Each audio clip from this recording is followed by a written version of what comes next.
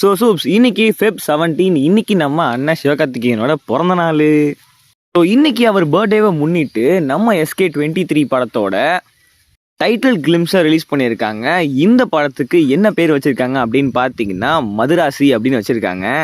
இந்த படத்தை ஏஆர் முருகதாஸ் தான் டைரக்ட் பண்ணுறாரு. இந்த படத்துக்கு மியூசிக் அனிருத் பண்ணிக்கிட்டு இருக்காரு.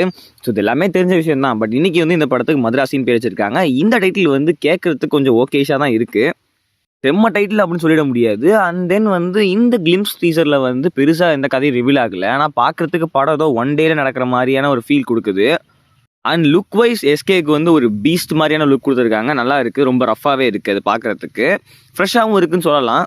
ஸோ இந்த படம் கண்டிப்பாக இந்த வருஷம் ரிலீஸ் ஆகிடும். ஏன்னா அடுத்த வருஷத்துக்கு பராசக்தி வச்சுருக்காங்க. எனக்கு இப்போ என்ன புரியலன்னா SK24 எங்கே வரப்போகுதுன்னு தெரில. இன்னும் அந்த படத்தோட அனௌன்ஸ்மெண்ட் கூட எனக்கு கிடைக்கல.